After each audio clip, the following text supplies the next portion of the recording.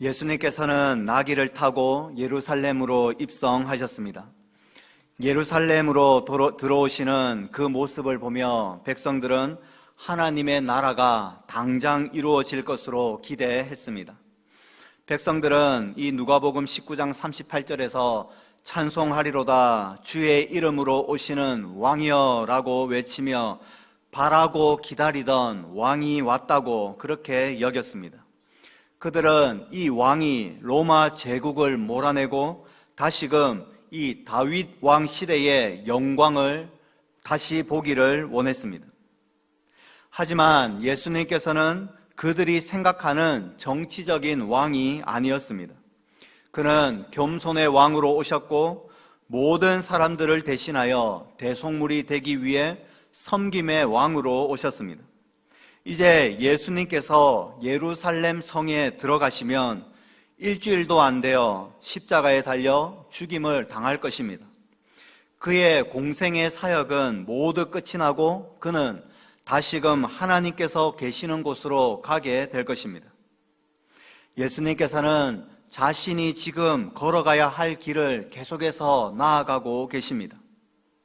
그렇게 예루살렘 성에 가까이 이르게 되자 예수님께서는 그 예루살렘 성을 보시고 우셨습니다.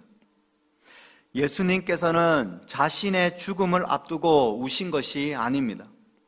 자신이 가야 하는 그 길이 너무나도 힘들고 고달프고 또한 비참해서 그래서 우신 것도 아닙니다.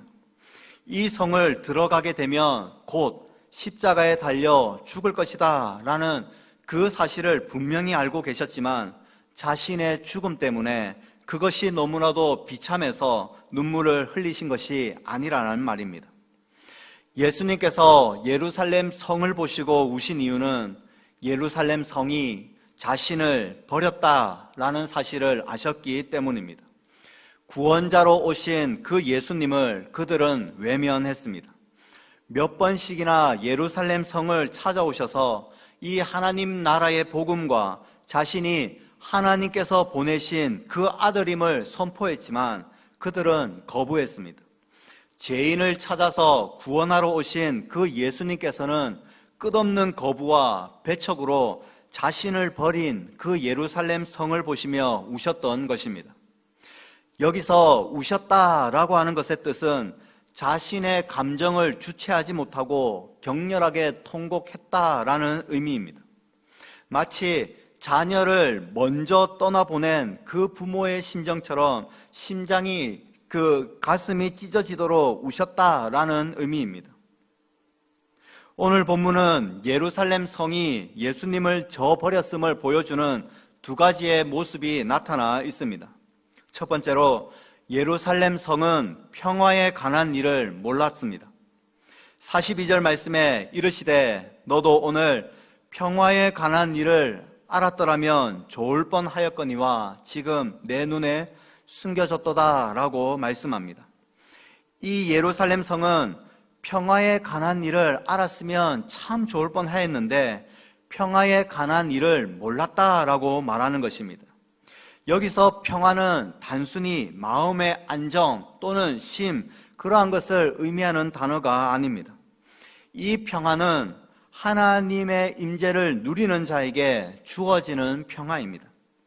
하나님께서는 자신의 백성들을 만나시기 위해 이 평화의 왕을 이 땅에 보내셨습니다. 예수님께서는 평화의 왕이 되셔서 하나님과 백성 사이를 화목하게 하셨고 화평케 하는 그 사역을 하셨습니다. 이것을 믿는 자들에게는 하나님과 진정한 평화가 이루어지게 됩니다. 그런데 이 예루살렘은 이 평화에 관한 일을 몰랐다라고 말합니다. 그들의 눈이 감겨져 있었기 때문입니다. 지금 내 눈에 숨겨졌도다. 이 말씀은 영적으로 눈이 멀어져 버린 상태를 보여줍니다. 그들은 보려고 하나 볼 수가 없는 맹인이 되어 버렸습니다. 그들의 눈은 감겨 있고 그들의 인생은 어둠 속에 머물러 있었습니다. 그들은 이 평화의 왕으로 오신 그 예수님을 보지 못하고 거부하고 증오했습니다. 증오의 그 눈이 평화의 왕을 보지 못하도록 만든 것입니다. 평화의 왕은 예루살렘 성으로 오셨고 이제 그가 하나님과 백성 사이를 화목하게 할 것인데 그들의 그 감겨진 눈은 그것을 보지 못하고 증오와 분노의 눈으로 예수 그리스도를 십자가에 못 박게 하려고 하는 그 모습, 그러한 현실을 보면서 예수님께서는 지금 통곡하시며 눈물을 흘리시는 것입니다. 두 번째로 이 예루살렘 성은 보살핌 받는 날을 몰랐습니다. 보살핌 받는 날을 알지 못했다라는 말은 하나님의 보살펴 주심과 보호하심과 지켜주심을 알지 못했다라는 것을 의미합니다. 하나님께서 그의 아들을 보내심으로 예루살렘 성과 그 안에 있는 백성들을 보살펴 주시고 지켜주시고 보호해 주시려 했습니다. 그것은 예수 그리스도를 믿음으로 구원을 받아 아버지의 품 안에 안기는 것을 의미합니다. 예수 그리스도를 믿고 그분을 의지하면 그분께서는 보살펴 주시고 지켜주시고 인도하신다라고 하는 이 사실을 예루살렘 성은 알지 못했던 것입니다. 그 기회가 또다시 있는 것이 아닙니다. 예수님께서는 마지막으로 예루살렘 성을 방문하신 것입니다. 계속해서 기회가 주어지고 또 주어지는 것이 아니라는 말입니다. 예수님께서는 이제 예루살렘으로 들어오시며 그곳에서 곧 십자가에 달려 돌아가실 것입니다. 이제 예수님께서 예루살렘으로 다시는 오시지 않습니다. 이것이 마지막 방문이라는 것입니다. 여기서 예수 그리스도를 믿지 아니하는 자들, 그의 보살핌과 날개 아래 거하지 않는 자들은 영원한 멸망을 당할 수밖에 없습니다. 그러한 사실을 너무나도 잘 알고 계시기 때문에 예수님께서는 자신이 이 백성을 보살펴 주기 위하여 왔지만 그들이 냉대하고 반대하고 거부하고 거절하는 그러한 모습을 보시면서 눈물을 흘리시는 것입니다. 이러한 두 가지 이유, 예수님이 평화의 왕으로 오셨다라는 사실을 몰랐기 때문에, 그리고 예수님을 믿음으로 그의 보호 아래 거하지 않았기 때문에 지금 예수님께서는 눈물을 흘리시는 것입니다. 이제 예수님께서는 자신을 거부하고 거절한 그 예루살렘 성, 그리고 그 성에 거주하는 모든 백성들을 향하여 저주를 내리십니다.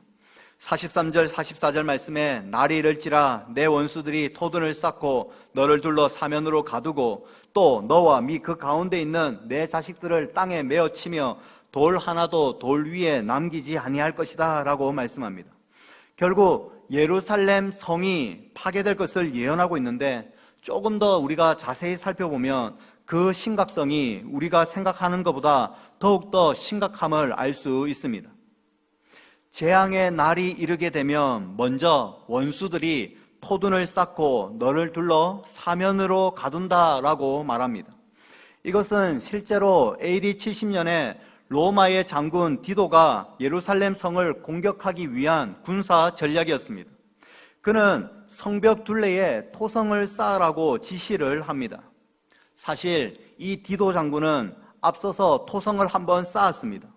하지만 예루살렘 성 안에 있는 그 병사들의 공격을 받고 실패를 한번 맛본 상태입니다. 그래서 이 전략을 수정할 필요가 있었습니다.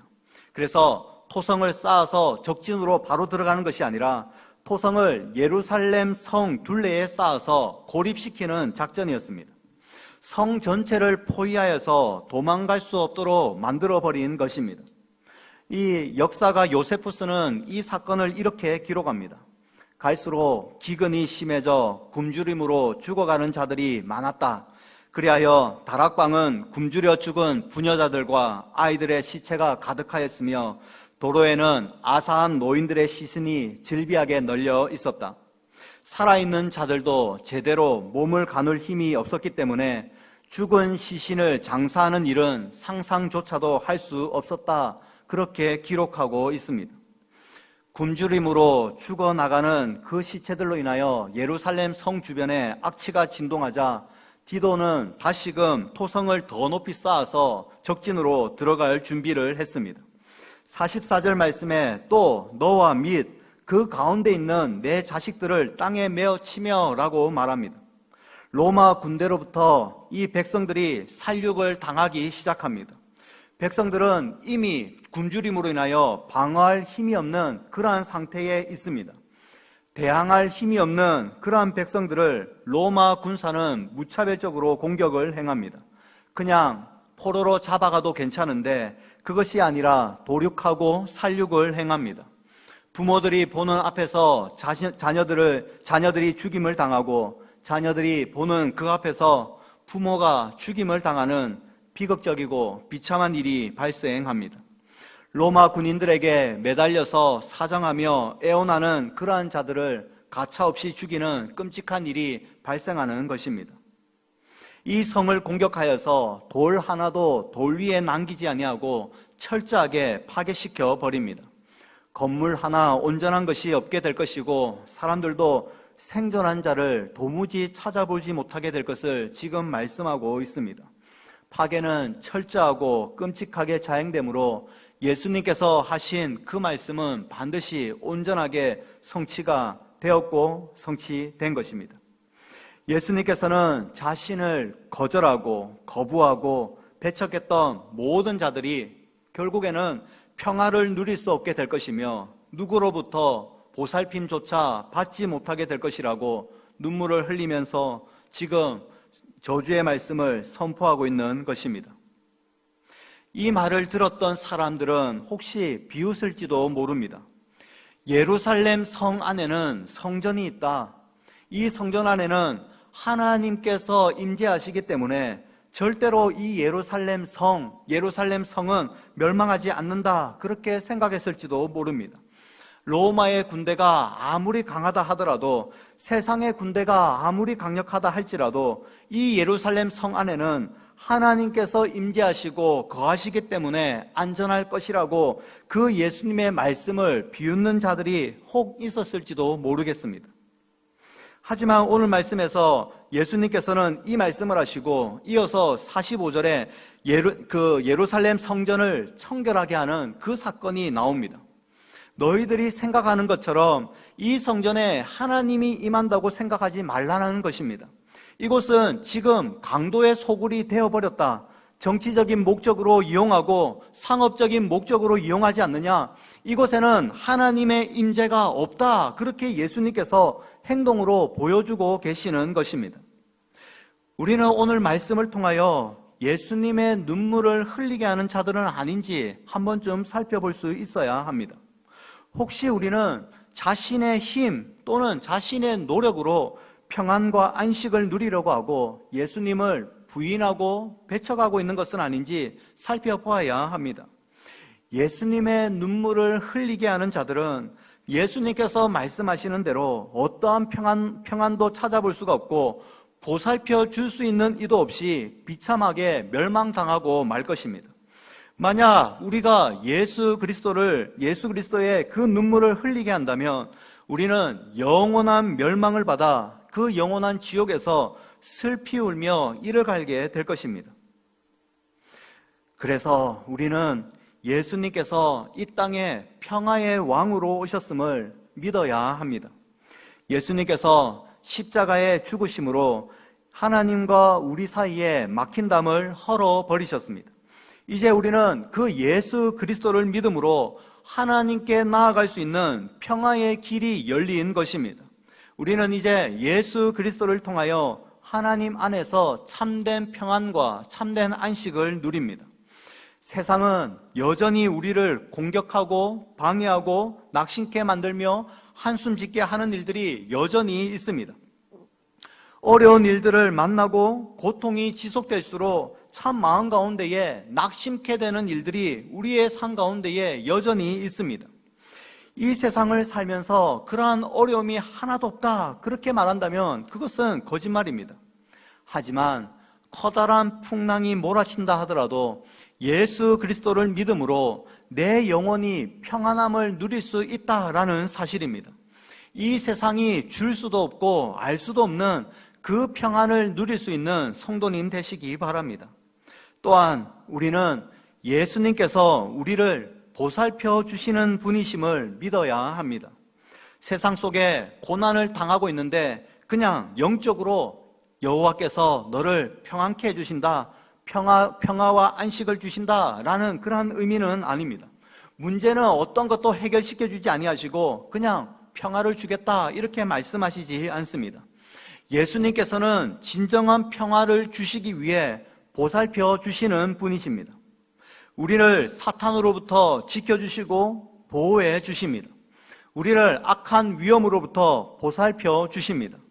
위험한 길을 알려주시고 잘못된 길에서 돌이키도록 그렇게 지도하시는 분이십니다.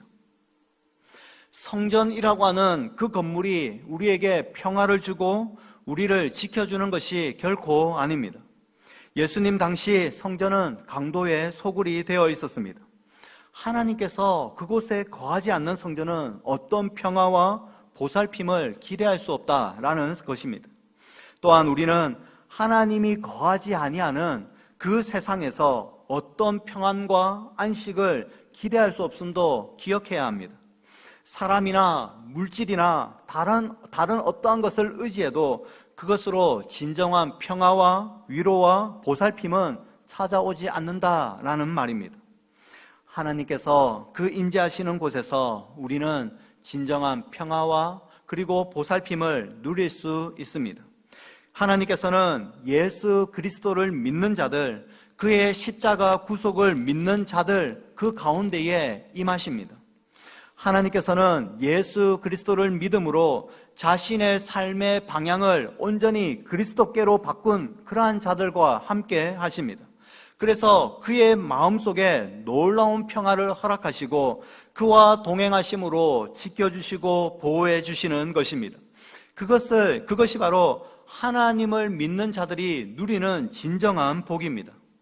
저는 우리 모든 성도님들이 이 땅에서 진정한 평화가 예수 그리스도 안에 있음을 깨달을 수 있는 성도님 되시기를 바랍니다. 그리고 예수 그리스도 안에 있을 때에 그분께서 우리의 왕이 되셔서 우리를 지키시고 보호하시고 보살피신다라는 사실을 확신하시기 바랍니다. 다른 어떤 곳에서도 다른 어떤 길에서도 평안과 보살핌이 없다라는 사실을 깨달으시고 예수 그리스도 안으로 들어가 하나님의 참된 임재를 경험하며 세상이 요동하더라도 조금도 흔들림 없는 믿음의 사람으로 세워져가는 복된 성도님들 다 될 수 있기를 주님의 이름으로 소원합니다. 우리 말씀을 기억하시면서 함께 기도하기를 원합니다.